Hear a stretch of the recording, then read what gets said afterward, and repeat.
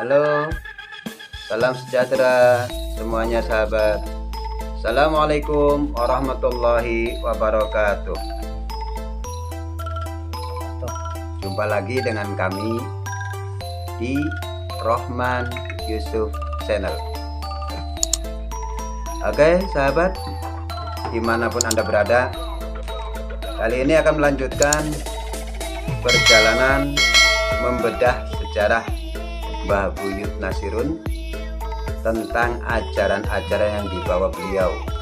Kemarin kita sudah sampai pada 9 ruh pada manusia, ya. Oke, alhamdulillah kali ini narasumber sudah hadir serta Abah kita saksikan bersama-sama. Semoga tayangan ini bermanfaat khususnya untuk saya pribadi dan umumnya untuk para sahabat dimanapun Anda berada. Oke, terima kasih. Jangan lupa tonton terus.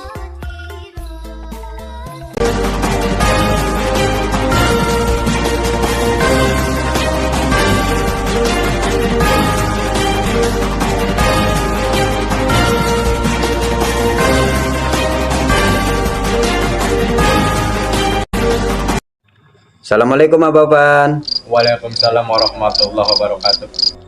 Ini kemarin mau menjelaskan tentang pelajaran membedah sejarah Mbah Buyut Nasirun dalam ajaran-ajaran yang dibawa beliau, ya Pak ya. Ya. Nah, kemarin kita sudah mau nyampai 9 ruh yang ada di pada diri manusia.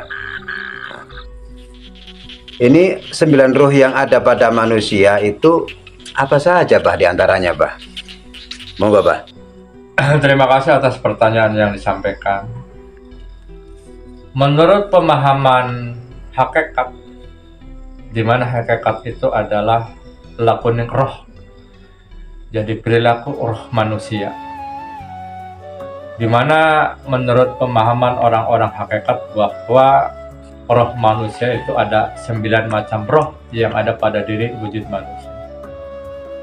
Di antara yang pertama adalah roh manusia itu yaitu roh hilafi, roh ilzofi, roh johar awal atau roh suci atau nyawa. Itu yang pertama. Nah yang kedua itu roh robani. Yang ketiga itu roh ruhani. Yang keempat itu roh nurani. Yang kelima roh kudus. Yang keenam roh rohmani. Yang ketujuh roh jasmani. Yang kedelapan roh nabati. Dan yang kesembilan roh rewani. Itu yang ada di diri manusia ya Pak ya? Iya. Itu di antara roh 9 yang ada di manusia itu maksudnya gimana itu Bah? Oh iya. Jadi yang dimaksud dengan roh hilafi atau roh ilzafi atau roh johar awal atau roh suci atau nyawa itu roh inti yang ada pada diri wujud manusia. Dan yang kedua itu roh robani, yaitu roh yang mempengaruhi jiwa atau seseorang itu selalu menuju kepada kebaikan dan kecintaannya kepada Allah dan selalu berbuat kepada kebaikan. Oh iya Pak. Itu roh robani. Dan yang ketiga yaitu roh ruhani, di mana roh itu yang mempengaruhi atau yang menguasai sifat-sifat nafsu manusia, yaitu nafsu luamah, nafsu amarah, dan nafsu mutmainnah. Nah yang dimaksud dengan roh yang keempat yaitu roh nurani, yaitu sifatnya terang hatinya dan seperti selalu menuju kepada kebaikan. Nah itu roh. Nah yang kelima yaitu roh kudus. Iya. Di mana roh kudus itu adalah roh suci, sifatnya mempengaruhi, mau memberi pertolongan dan selalu mempengaruhi kepada kebaikan. Yang keenam itu roh rohmani selalu bersifat sosial. Jadi orang-orang yang ini ya selalu memberi ya Pak ya? Iya, Oh, yang bersifat sosial dan selalu suka memberi. Oh iya iya iya. Nah, yang ketujuh itu roh jasmani. Di mana roh jasmani itu roh yang menguasai saluran darah, urat, saraf, dan yang mempunyai rasa sakit, lesu dan segar dan lain-lain. Dan roh ini yang menguasai amarah dan sifat hewani Oh, di roh iya, iya. jasmani ini. Yang ada di ruh jasmani ini ya Pak ya? Ya makanya ketika seseorang selalu condongnya kepada satu kemarahan, selalu sifat-sifat hewan yang turun, itu roh jasmani itu yang menguasai wujud manusia itu. Iya iya. Dan yang kedelapan itu adalah roh nabati, roh yang sifatnya untuk pertumbuhan dan perkembangan badan. Iya. Gitu. Dan yang kesembilan roh hewani, di saat mana roh itu keluar dari jasadnya, dia akan tertidur, dan roh hewani pula yang mempengaruhi mimpinya seseorang. Demikian Oh. penjelasan. Itu dari 9 ruh tersebut ya Pak ya? Iya iya, sifatnya Berarti- itu. secara Berarti harfiah. itu memang pasti ada pada diri Ada. manusia Pak ya? Makanya ketika seseorang itu memang condongnya pada selalu kebaikan, selalu pada kebenaran, selalu pada ketuhanan, itu roh-roh rohani itu yang menguasai itu. Oh, berarti roh rohani itu berarti lebih besar gitu Pak ya? Lebih besar dan condong betul-betul dia itu seorang mukhlisin kalau sudah masuk tingkat rohani ya. Tingkatnya mukhlisin. Mukhlisin, Oh. orang-orang yang ikhlas, orang-orang yang selalu di dalam hidupnya itu hanya karena Allah. Iya ya. Makanya ketika orang-orang yang sudah punya gelar roh rohaninya meningkat paling tinggi atau paling atas yang menguasai jasad dirinya, itu dalam bahasa ibadah pun dia itu bukan karena memandang satu kewajiban. Oh, Jadi dia sudah memandang satu kebutuhan. iya ya. Ketika masih dalam satu pandangan memandang satu ibadah atau sholat umpamanya atau puasa, zakat, mungkin haji, itu sebagai satu kewajiban di dalam syariat. Iya. Tetapi ketika sudah masuk pada perilaku hakikat, itu satu kebutuhan. Satu kebutuhan ya. Satu kebutuhan, laksana kita perut kita lapar, sekalipun mungkin nasi kita ada di luar kota, kita kejar karena kita lapar. Iya. Banyak orang-orang yang roh rohaninya menguasai jasadnya, betul-betul itu ibadah itu kepada Allah satu kerinduan baginya. Bener-bener ini ya sangat berharga banget ya Pak ya? Sangat berharga. Iya, roh rohani itu ya. Subhanallahadzim. Iya. Berarti kalau orang-orang yang sebaliknya itu gimana berarti Pak? Nah, kalau orang sebaliknya itu seperti itu, yang muncul dalam dirinya itu roh jasmani yang menguasai selalu ininya amarah, emosional. Iya. Karena di sana itu terus terang, kalau mungkin kita percaya dan yakin, banyak pemahaman para ulama bahwa syaitan itu akan masuk ke manusia itu lewat darah. Makanya Lewat di sini darah. jasmani yang diserang. Oh, iya. Maka jasmani yang menguasai urat, saraf, peredaran darah, termasuk sifat hewani itu ada di roh jasmani. Adanya di roh jasmani. Makanya ketika roh jasmani itu naik itu, berarti dia itu sudah terkuasai oleh setan. Subhanallah. Sehingga di dalam hidupnya itu kadang-kadang daripada positifnya lebih banyak dia itu negatif. Iya. Berarti yang dijelaskan dari 9 ruh itu benar-benar tergantung kita mengendalikannya, Pak ya? Iya. Nah, ini bagaimana caranya, Pak, untuk menjadi manusia ya pilihan atau orang yang dikasihani oleh Allah, atau bahasanya insanil kamil, Pak, atau komilul ma'rifat, Pak? Iya. Jadi untuk menembus manusia dalam makomnya, kelasnya sudah insan kamil atau kamilul ma'rifat, itu kan orang yang sudah mencapai kesempurnaan hidup dalam perilakunya. Dalam perilakunya setiap harinya, Pak? Iya, makanya yang menjadi dasar ukuran itu dari syariat. Makanya kan awal sudah disampaikan. Jadi perilaku membaca Al-Quran, perilaku kita mengikuti apa yang disampaikan, yang diaturkan atau yang diberikan itu Al-Quran, ya kita jalani sesuai dengan petunjuknya Al-Quran. Karena Al-Quran itu kalamullah. Iya. Dan sunnatul Rasul juga sunnahnya Rasul, yang tentunya tidak bertentangan dengan Al-Quran. Ketika kita mampu melaksanakan perintah daripada Al-Quran, baik perintah yang dilaksanakan, larangan yang ditinggalkan, itu kita termasuk akan menuju kepada insan kamil, kamilul ma'rifat. Karena petunjuknya Al-Quran. Dari Langsung 30 juz 114 surat 6.666 ayat itu sebagai satu aturan. buat perilaku hidup manusia. Awalnya dari syariat. Awalnya dari syariat itu ya. Sehingga ketika perjalanan kita melaksanakan perjalanan syariat dengan perintah Al-Quran dan Sunnah Rasul, itu akan berbuat torikohnya jalan hatinya. Oh iya. Tapi Itu akan berjalan dengan sendiri. kalau kita cara syariatnya tidak melakukan berarti Tidak mungkin. Tidak mungkin, akan ya? membuah torikoh. oh iya. Karena pembimbingnya itu di syariat. Awal dasarnya berarti Pak ya? Awal dasarnya. Iya ya, guys, kebanyakan kita itu mohon maaf seringnya dalam urusan syariat aja sering meninggalkan, apalagi mau meningkat untuk urusan toreko. Dan di sini akan naik lagi ke jenjang hakikat. Memang berat bagi kita orang-orang awam. Tapi kalau kita berusaha, Pak, insya Allah bisa Pak ya. Bisa. Ya, tergantung pada diri kitanya Pada Pak ya. diri kita. Mau naik enggak gitu Ya. Pak ya. Ibarat kita sudah naik, ada di sekolah SD ya, udah naik kelas 3 mau naik kelas 4 gitu, enggak gitu Pak ya. Iya, seperti itu. Seperti itu. Bah, ini apa betul Bah bahwa sesepuh desa Tanggung Sari yang disebut dengan Mbah Buyut Nasirun yang dimana makamnya di sini Pak ya? Iya, iya. Iya. Ini tergolong manusia ulama, Bah. Iya, iya, iya.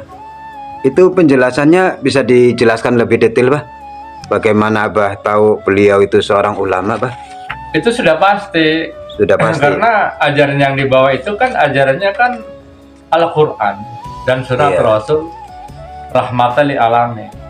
Subhanallah. Termasuk dia itu termasuk pewaris Nabi. Beliau Pewaris Nabi. Subhanallah. Pewaris dari perilaku ilmunya dan ajaran yang dibawa. iya ya. Termasuk golongan ulama. Iya. Karena dari ajaran-ajaran yang disampaikan sampai dengan turun-temurun sampai ke anak cicitnya sampai sekarang itu betul-betul Quran dan Sunnah Rasul. Kalau saya gini, Bah, pernah mendengar, Bah, bahwa beliau itu punduh, Bah. Saya kan nggak tahu punduh, Bah ya. Ya, Bisa dijelaskan, Bah, punduh itu apa, Bah? kalau punduh itu sebetulnya ya mungkin sebagai ini apa namanya, katakan orang yang betul-betul mumpuni atau orang yang betul-betul dianggap memang harismatik Karismatik. dan termasuk seorang ulama khawas.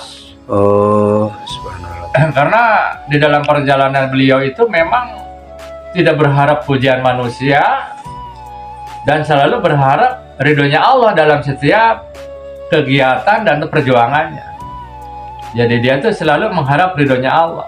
Makanya yang diharapkan dan dia laksanakan dalam perilaku hidup sehari-hari aja, dia tidak berharap pahala.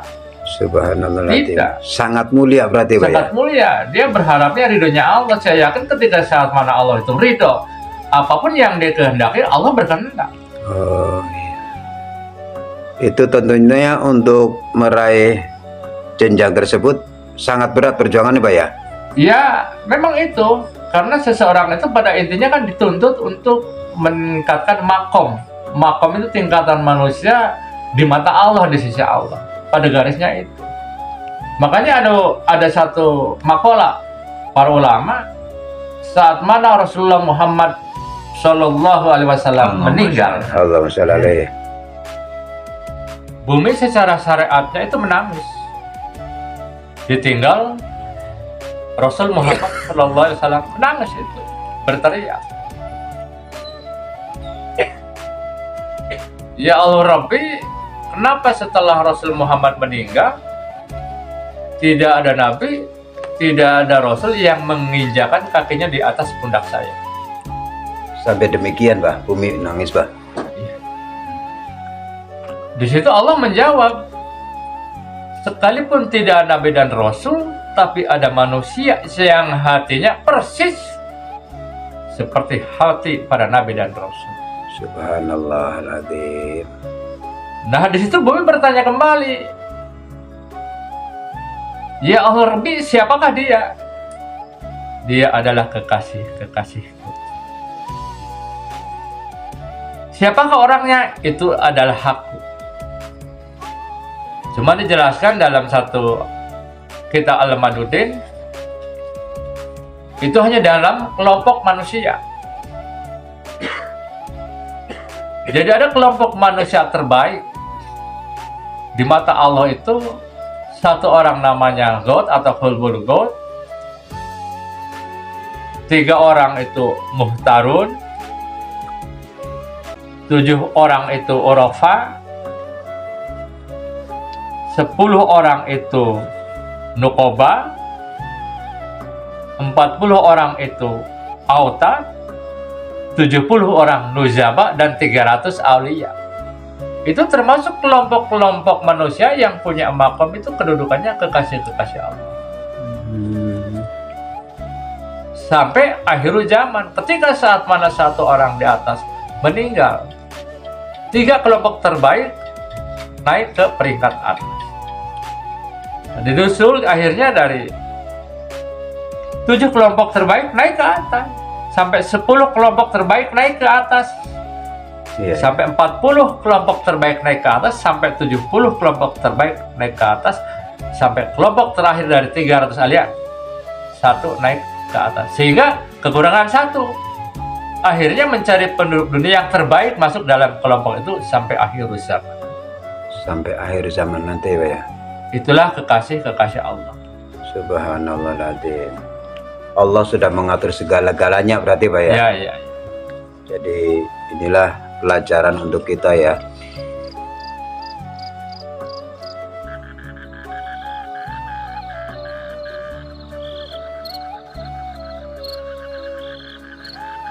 Berarti definisi golongan manusia yang disebut ulama itu sejatinya seperti apa itu Pak?